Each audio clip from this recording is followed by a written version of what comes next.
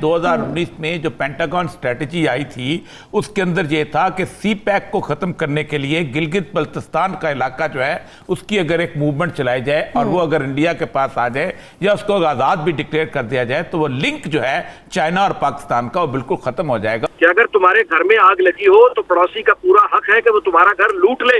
अगर हम अपने घर में इस घर में भी आग लगाएंगे तो इंडिया बिल्कुल खामोश नहीं बैठेगा, वो फायदा उठाएगा, वो कश्मीर में पंगा लेने की कोशिश करेगा। गिलगित बल्तिस्तान के हवाले से आप जानते हैं कि चाइना तो ऑफिशियली ऑफर कर चुका है, फ्रेंडली ऑफर, कि चाइनीज आर्मी और Chinese missiles are ready to fight the terrorism on Pakistani soil. कोई हिंदुस्तानी प्राइम मिनिस्टर आज तक इतने पैसे डिफेंस में नहीं खर्चा है जितना मोदी में कर गया। वो क्यों कर रहा है, सोचिए तो सही। यूएई की तरफ से भी कहा गया है और कि बहुत इम्प्रेस्ड हैं आपके मिनिस्टर से। तो सर ऐसी क्या बात आप समझते हैं, क्या चेंज है इस बार फॉरेन पॉलिसी में इंडिया के जो पहले नहीं था? क्योंकि पहले भी बेशक अच्छी होती होगी लेकिन हमने कभी इतनी तारीफें नहीं सुनी। कि जिस किस्म के हालात पाकिस्तान की इकोनॉमी के इस वक्त है, पाकिस्तान के दिवालिया होने का अभी भी चांस है। असल मसला यह है कि ये पूरे का पूरा प्लान जो है ये पाकिस्तान के खिलाफ, सिर्फ ओनली पाकिस्तान के खिलाफ नहीं है बल्कि चाइनीज इंटरेस्ट को भी हिट करना है। हम कल तक कहते थे ना कि ये मोदी का यार गद्दार है, देखो आज इंडिया इसकी जो है वो बगले बजा रहा है। 150, 200, 300, 400, 500 ये चले 1000 लोग निकले। इमरान खान को एक नई बीमारी हो गई है कि when I grow up I want to be like Modi. उनको ये हो गया। कैसे एंटरटेनमेंट है ये कि जान पतेली पर आ गए और जारी बात इतने तंग होंगे महंगाई से कि आ गए बाहर, जान की परवाह भी नहीं की। ये साउथ एशिया के हवाले से ये है कि they have declared India as a major defence partner. जैसा मोदी के बारे में इंडिया में नारा है कि मोदी है तो मुमकिन है, तो वो चाहते हैं कि पाकिस्तान में भी ऐसा नारा हो कि इमू है तो मुमकिन है। तो दैट इज हिज एस्पिरेशंस। कुछ लोग इंडिया से ये कहते हैं कि इमरान खान वापस आए तो अब वो दोबारा आएंगे तो हम गिलगित बल्तिस्तान भी ले। सर ऐसी क्या बात आप समझते हैं, क्या चेंज है इस बार फॉरेन पॉलिसी में इंडिया के जो पहले नहीं था? क्योंकि पहले भी बेशक अच्छी होती होगी लेकिन हमने कभी इतनी तारीफें नहीं सुनी जैसी अब होती हैं। देखिए, एक इमरान खान को एक नई बीमारी हो गई है कि when I grow up I want to be like Modi. उनको ये हो गया ना, जैसा मोदी के बारे में इंडिया में नारा है कि मोदी है तो मुमकिन है, तो वो चाहते हैं कि पाकिस्तान में भी ऐसा नारा हो कि इमू है तो मुमकिन है। तो दैट इज हिज एस्पिरेशंस।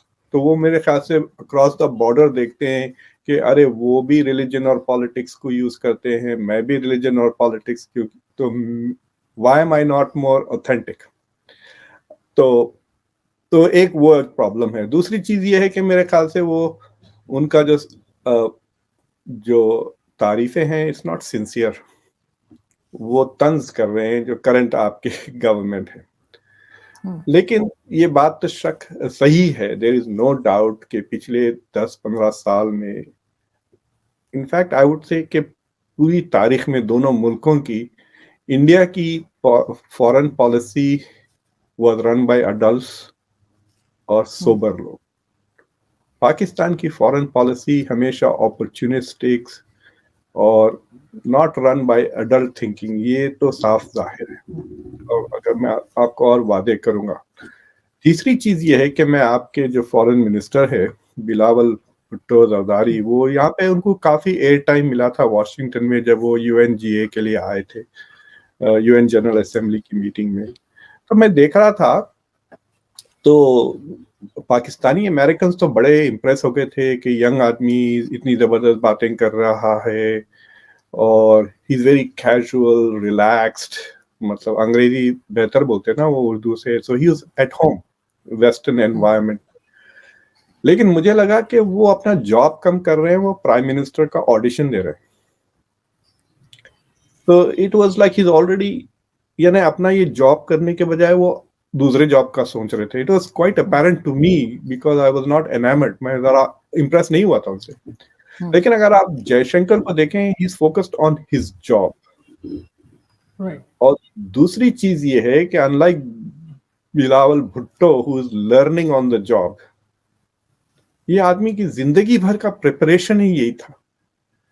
20-25 साल की उम्र में शायद वो IAS IFS ऑफिसर बन गए, उसके बाद उन्होंने पूरी सर्विस की, रिटायर हुए and he reach the highest position in the bureaucracy, foreign secretary वो बन गए। He was ambassador to some very important countries, वो जापान में भी सर्विस करे, चाइना में भी सर्विस करे।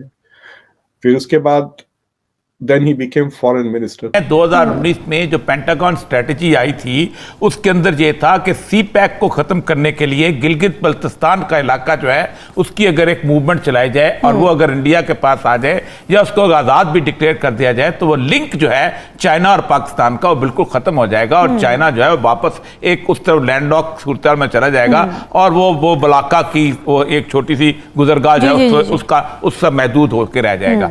तो ये 3-4 साल से इसका प्लान बहुत तफसील अरसे से बनाया गया था। इसीलिए आपको याद होगा कि लद्दाख की जो वार हुई है जिसको बाद में उन्होंने ताशकंद में जाके उसको तय किया था जाके रूस के साथ, जिसमें 1000 किलोमीटर भी उन्होंने ले लिया था, तो अंदाजा हो गया था अमेरिका को कि हमने जो क्वाड बनाया है ये चलने वाला नहीं है। अब इंडिया पाकिस्तान की लड़ाई किसी ना किसी तरीके से कर लेगा और बेहतरीन मौका जैसे लाली साहब ने कहा है कि हम चूंकि आपस में लड़ रहे हैं, हमारा डिफेंस मिनिस्टर जो है वो इमरान खान को गाली देने में लगा हुआ है, उसको बिल्कुल अंदाजा नहीं। ऐसे के अंदर अगर वो किसी तौर पे किसी किस्म की कोई एक्सरसाइज करते हैं, कोई एडवेंचर करते हैं, तो हम तो पूरी कौम तैयार ही नहीं होगी।